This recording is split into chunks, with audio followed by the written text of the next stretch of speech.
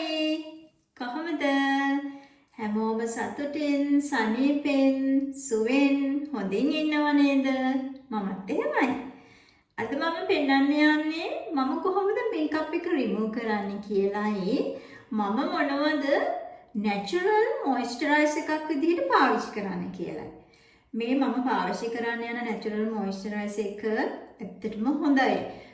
ඒක මම makeup remove කරලා පාවිච්චි කරනකොටම කියන්නම්කෝ.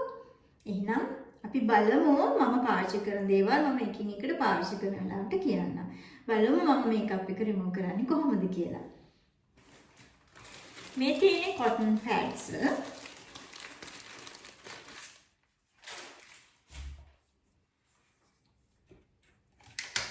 පස්සේ මම පාවිච්චි කරනවා මේකප් රිමූවර් එක විදිහට එක.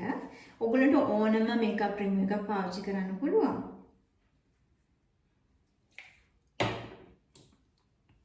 ඊට පස්සේ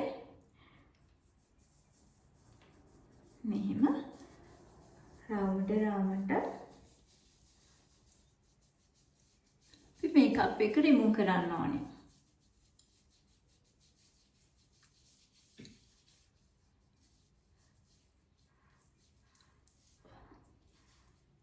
බලන්න.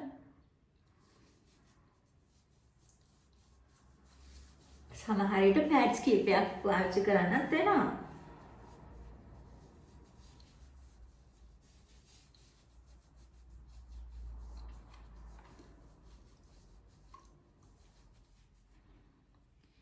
ගොඩාක් ඩර්ටි අපි ඒක අයින් කරලා තව පැඩ් එකක් ගමු.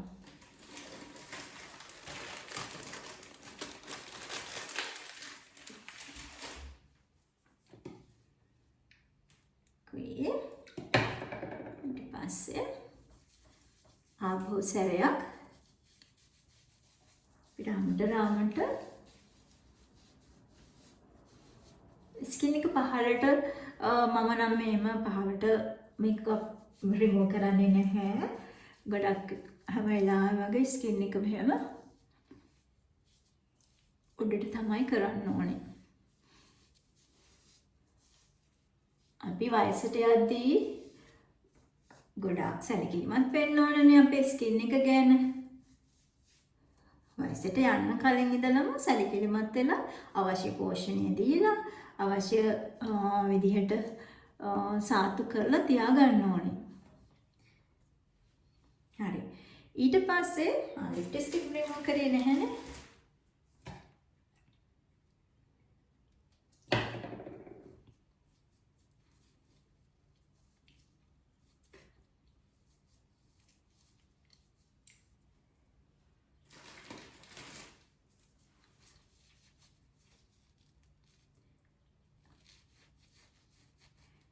පස්සේ මම මේ දවස්වල පාවිච්චි කරන මේ ෆේස් ක්ලෙන්සර් එක එකෙන් පොඩ්ඩක් අරගෙන බලන්න.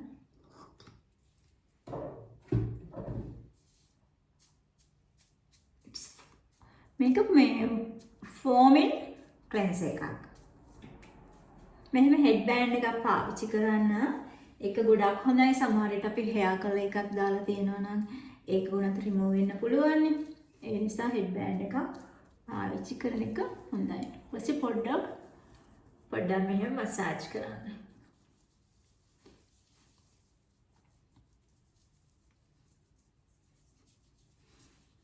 නෙක් එක රිමූව් කරන්න ඕනේ. ගොඩක් වෙලාවට අපි මේකප් කරද්දී බෙල්ල කන් දෙක මූණ ඒ හැම දෙයක්ම එකම කලර් එකකට එන්න මේකප් කරනවානේ. ඒ නිසා අපි හැම එකක්ම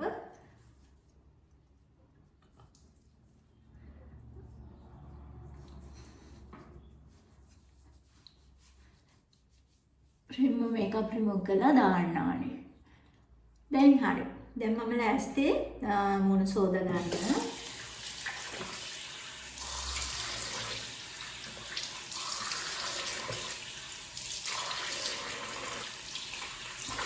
මද රස්නේ වතුරෙන් හරි කෝල් වෝටර් වලින් හරි කමක් නැහැ.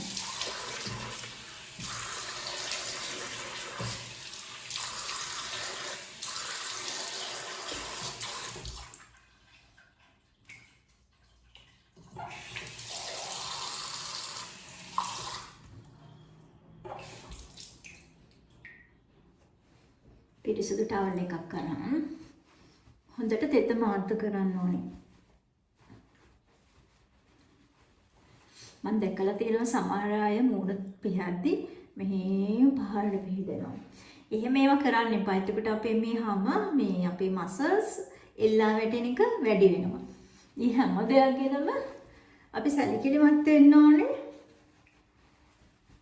අපේ තරුණ කාලේ ගෙවිලා යද්දී.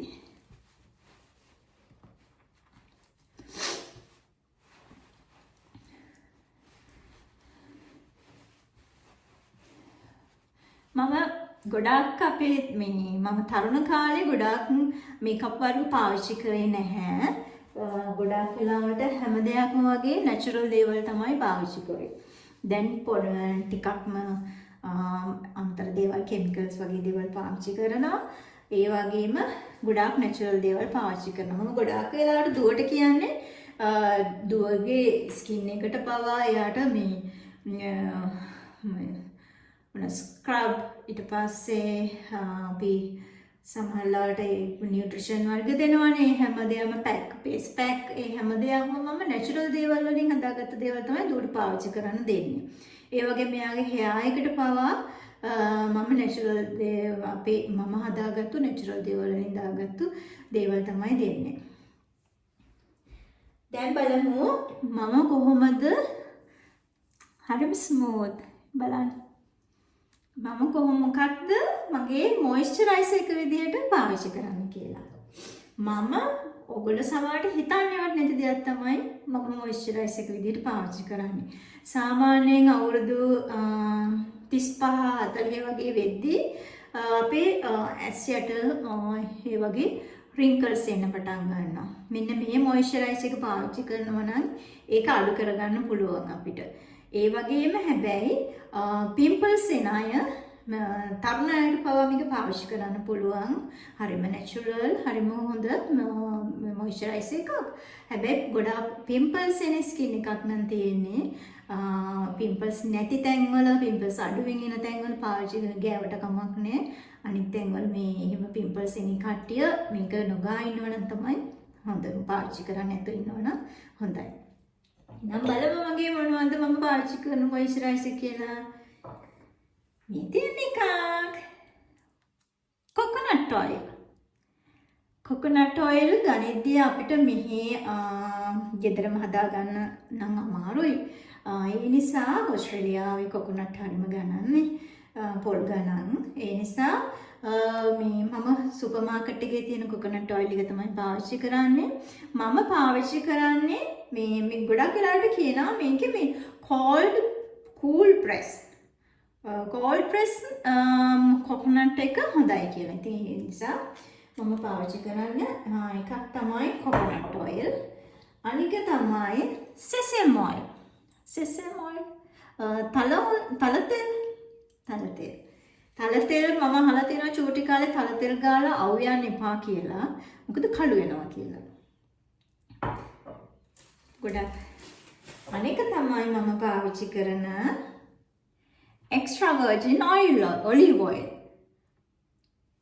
මේ extra virgin olive oil එක තමයි ගොඩක් වෙලාවට මේ හොඳයි කියලා කියන්නේ. ඒ නිසා මම මේ වර්ග තුන තමයි පාවිච්චි කරන්නේ. බලමු මම පාවිච්චි කරන්නේ කොහොමද කියලා. බින්දුවක් මට සාමාන්‍යයෙන් මූණටයි බෙල්ලටයි ගාන පුංචි මේ වගේ පුංචි ප්‍රමාණයක් කොකොනට් ඔයිල් අරගෙන ඊට පස්සේ sesame oil බින්දුවක් දෙකක් වගේ ගන්න. ඊට පස්සේ olive oil එකකිනුත්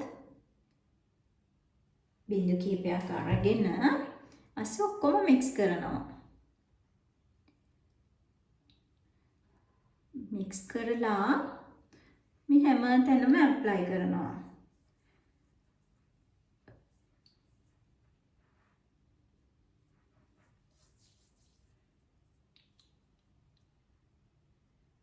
මෙයා ඇස් යට පවා ගන්න පුළුවන් කිසිම ප්‍රශ්නයක් නැහැ. මේ ඇස් උඩත් යන්තම් ගන්න. වැක්කිරෙන්න වගේ පාවිච්චි කරන්න එපා.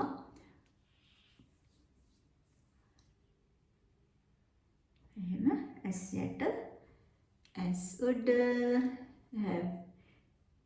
ඇහි බැම පවා ගන්න පුළුවන්.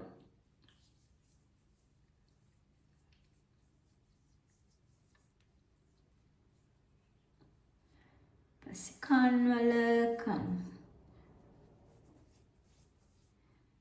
බෙල්ලේ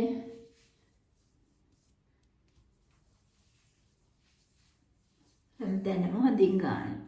ඊට පස්සේ ඉතුරු වෙන ඒවා ඔයගලන්ට මම ඉතුරු වෙන ඒවා මෙහෙම අතේ පාවිච්චි කරනවා. මේක මම කොහේ හරි ගිහිල්ලා ගෙදර ආවම කියන්නේ සමහරවිට ඉස්කෝලේට පුදුයි පුතා ඉස්කෝලේට දාලා ආවම ගෙදරින් කොහෙවත් යන්නේ නැති වෙලාවට පාවිච්චි කරනවා. ඊට පස්සේ හොඳට පුංචි මසාජ් එකක් දෙන්න.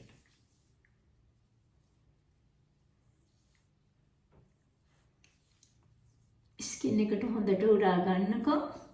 උරා ගන්න.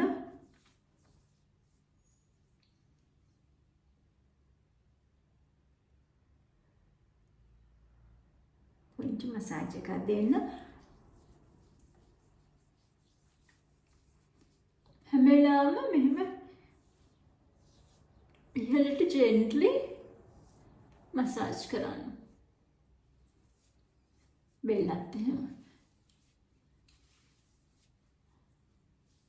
මේක අද්දටොයි ප්‍රත්‍යක්ෂයි. මොකද මම පාවිච්චි කරන්නේ මේ මොයිස්චරයිස් එක තමයි. ඔය නම් මේකේ පුංචි ප්‍රමාණයක් සමහරවිට මම එහෙමත් කරනවා. මේක මේ අද මම ටිකක් වැඩිපුර ගෑවක් දැන් ගෙදර ඉන්න නිසා සමහරවිට රැට පාවිච්චි කරන්නේත් මම මේක රැට ඊට පස්සේ ගමනක් යන වෙලාවට මම මේකෙන් මික්චර් ගොඩ ගානේ නැතුව ටිකක් අඩු කරලා ගාලා මේ ගොඩම අපිට මේකප් එක කරන්නත් පුළුවන්.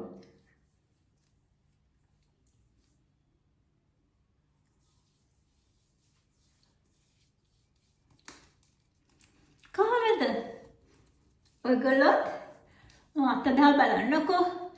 පිම්පල්ස් තියෙන අය අනිත් ඕනම කෙනෙකුට මේක පාවිච්චි කරන්න පුළුවන්.